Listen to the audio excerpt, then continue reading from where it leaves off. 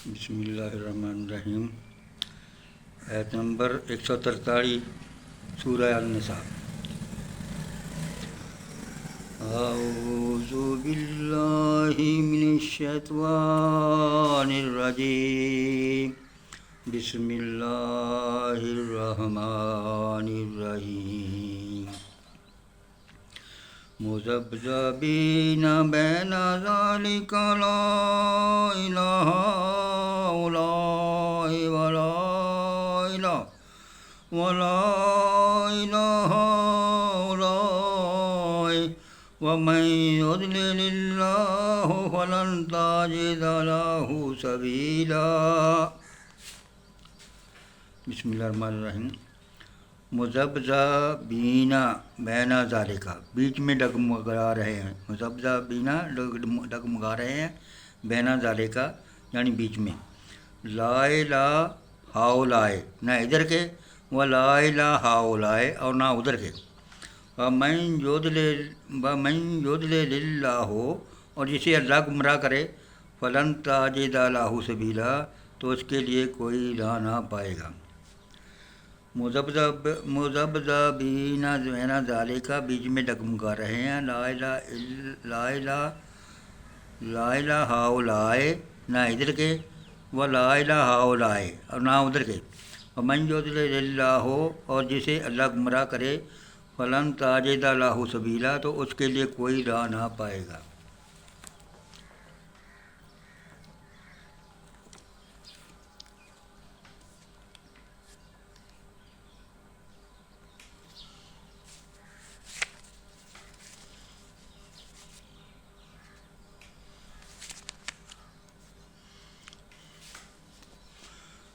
یعنی کفر و ایمان کے درمیان ڈامن ڈول رہے ہیں، نہ پورے ادھر طرف ہیں نہ پورے اس طرف۔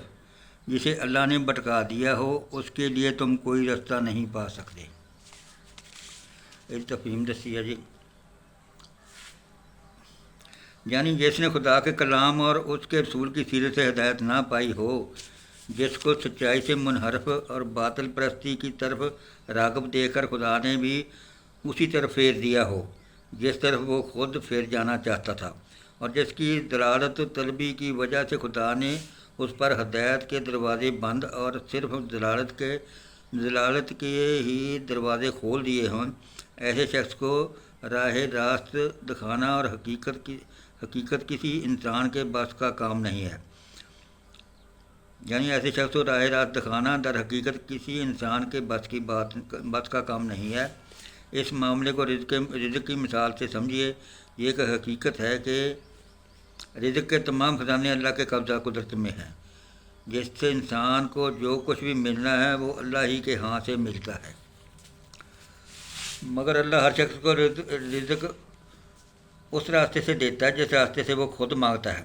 اگر کوئی شخص اپنا رزق حلال راستے سے طلب کرے اور اسی کے لیے کوشش بھی کرے، تو اللہ اس کے لیے حلال راستوں کو کھول دیتا ہے، اور جتنی اس کی نیت صاف ہوتی ہے اسی نسبت سے حرام کے راستے اس کے لیے بند کر دیتا ہے، بخلاف اس کے کہ جو شخص حرام خوری پر تلا ہوا ہوتا ہے اسی کے لیے صحیح کرتا ہے، اور اس کو خدا کے اذن سے حرام ہی کی روٹی ملتی ہے۔ اور پھر یہ کسی کے بس کی بات نہیں کہ اس کے نصیب میں رزق حلال لکھ دے۔ بالکل اسی طرح یہ بھی حقیقت ہے کہ دنیا میں فکر و عمل کے تمام راہیں اللہ تعالیٰ کے اختیار میں ہیں۔ کوئی شخص کسی راہ پر بھی اللہ کے اذن اور اس کی توفیق کے بغیر نہیں چل سکتا۔ رہی یہ بات کہ کس انسان کو کس راہ پر چلنے کا اذن ملتا ہے اور کس راہ کی راہنمائی کے اسباب اس کے لیے ہموار کیے جاتے ہیں، تو اس کا انحصار سراسر آدمی کی اپنی طلب اور صحیح پر ہے۔ اگر وہ خدا سے لگاؤ رکھتا ہے، سچائی کا طالب ہے، تو خالص نیت سے خدا کے راستے پر چلنے کی صحیح کرتا ہے، تو اللہ اسی اذن اور اسی کی توفیق سے اسے عطا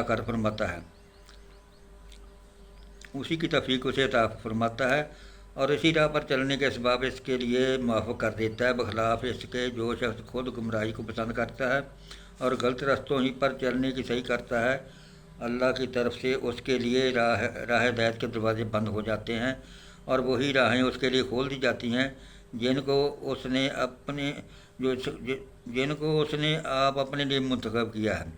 ऐसे शख्स को गलत सोचने, गलत काम करने और गलत राहों में अपनी कुव्वतें सर्फ करने से बचा लेना किसी के इख्तियार में नहीं है। अपने नसीब की राह रास्त जिसने खुद खोदी है और जिसके अल्लाह ने इस और जिससे अल्लाह ने इसको महरूम कर दिया, इसके लिए ये गुमशुदा नेमत किसी के ढूंढने से नहीं मिल सकती।